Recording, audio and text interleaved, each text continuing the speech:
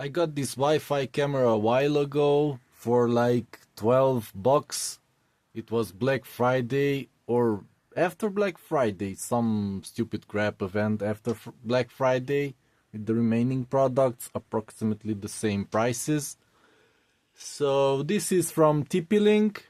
It's a well-known budget brand and it's a sub-brand of TP-Link. It's a Tapo, Tupo, TP2Pu, and basically it's the cheapest thing you would buy. You wouldn't buy anything cheaper than this normally, even though its price is like $18, the full price. So yeah, this is the basic. You go lower than this and you get instability and crappy brands. Or no brands at all, just some factory shipping stuff here, and good luck with that. No support or proper software or anything. Just a piece of plastic with some electronics in it, and good luck. So hopefully this is better. I haven't tried it yet, but in theory it should be a lot better. 1080p, not full 360. I mean, it can turn 360, but this little guy only goes like 120 degrees in both directions. So the total is 120. But yeah, the viewing angle should be fine and compensate for that. So let's explore the box some more, maybe. This will be an unboxing probably. So it has night vision up to 40 feet, baby crying detection, so it has a microphone, person detection, so it has some AI, and probably has a speaker too built in. I'll have to try that. And as support, whatever.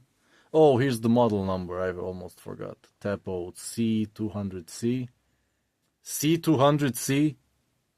Now that's a model, okay. So,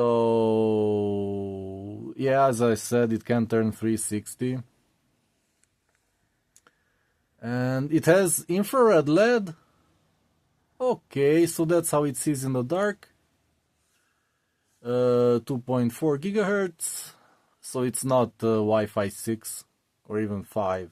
It's just, yeah. Wireless N. 9-volt adapter. I thought these only had 5-volt adapters, so they are more compatible with USB things. But yeah. Oh yeah, here it says built-in microphone and speaker. Yeah, because it can be used as a baby monitor. Okay, Tapo. It says never a camera detects motion. It will automatically follow the subject, keep it within the camera field. Well, that's interesting because that's basically what you need. For example, if you want to track the sun with solar panels, you could use this camera as the brains behind the thing and control slightly stronger motors and use it to follow the sun the whole day. So you would get the optimal angle all day. You could use one of these. I wanted to make that a while ago, like 10 years ago, I think. It was my idea. But the hardware cost would have been astronomical. But here, with one of these, you can just build some custom firmware, or yeah, that's all you need, some custom firmware. It detects the shiniest spot on the sky and follows it. And that's it, it turns the solar panel. You don't even need strong motors because you have to turn it really slow. I mean, turn it typically like 180 degrees maximum per day. So in, let's say, 10 hours of sunlight, 12, maybe more slightly, but that's what it matters, like 10 hours. So in 10 hours it has to turn 120, 180 degrees. That's nothing, basically. So even with the small motors inside, you can do that. Just adapt it for a bigger solar panel support that has to be balanced and stuff. So yeah, that's a lot of blah blah blah. Let's see what else it can do. Oh, microSD storage up to 512 gigs. Yeah. Cloud storage, no thanks. I don't want them spying on me. And here, package contents. It has a power supply, mounting bracket, and the guide, screws. Yeah.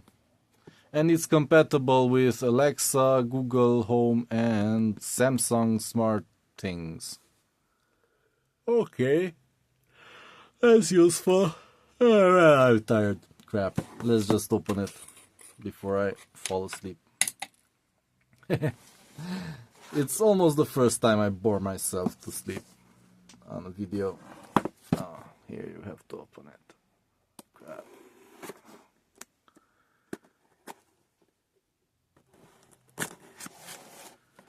Like that. With a rusty box cutter blade. Oh, it comes in an egg carton. Ooh. I even get the foam thing like this. Manual. For the screws, so you know where to drill. General public license notice, okay. Quick start guide, okay. For the blind, okay. The power adapter, let's see the power. It's kind of heavy, so it must be good. It's TP-Link brand. And 9 volt 0.6 amps, 5.4 watts. So that's kind of much for a crappy thing like this. I think that maybe at night when it has to turn on the LEDs and stuff, that's when it needs that much, and it's recording. But if you don't set it to record, just you just access it from time to time from your mobile phone, it should be fine. Like 1 or 2 watts, I think. It doesn't need more. Prove me wrong. I will measure it, because I have a measuring tool for that. So, yeah. Oh, nice colored things that go into the wall, and two really nice sounding solid screws. Okay, that's good quality. And ta-da! It's pre-scratched. It has slight scratch here, but this is probably a protective. I don't know, but this attracts like fingerprints and scratches like crazy. This is not a good design. So this is kind of heavy, so it has motors at least and stuff. It says the same thing about power, 9 volt, 0.6 amps. Made in China, TP-Link Corporation, MAC address, so you can search for me and see what I'm doing. It has 2 rubber feet, probably hiding 2 screws. Power. Oh, power! And that's it, because this is Wi-Fi. Haha! I was hoping for a USB or something, so I can connect it to a computer or something. Speaker in the back here, and you have to take it apart to put in the SD card. I don't remember exactly how, but you have to open these somehow. Somewhere. Yeah, I don't remember. You have to insert the card somewhere. Maybe when this looks up and there's a slot there and you push it in. Let's start it. Let's see what it exposes. But my phone is recording, so I can't download the app and stuff. I'll make a separate video about that. But let's just see what it does when I turn it on and what it says. It should say something because it has a speaker, you know. I'm curious. Plug it in. Like that. The cable is nice and long. More than a meter. Like a meter 50.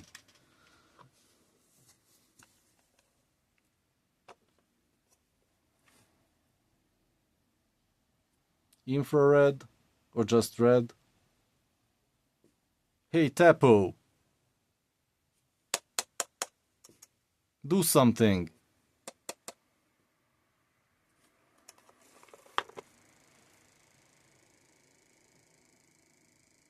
What are you doing?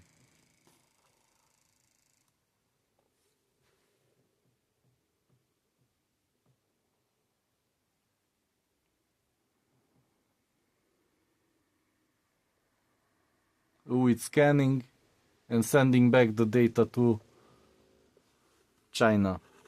Looking up, down.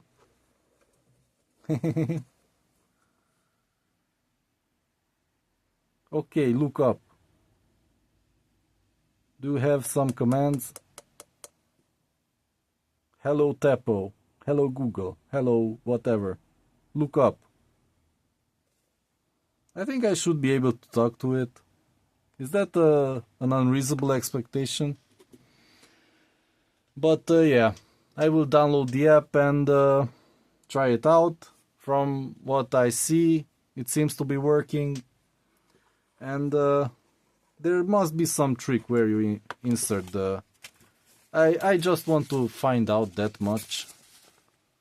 Oh yeah, I was right. Man, I guessed it correctly. And there's a reset button when the camera looks up. And then you insert the microSD card there. So that's very interesting. Yeah, I'll make another video about it.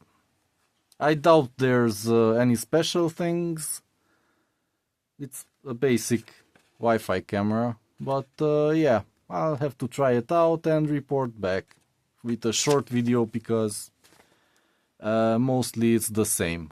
So if I find any special features, I'll let you know. So see you in the next video.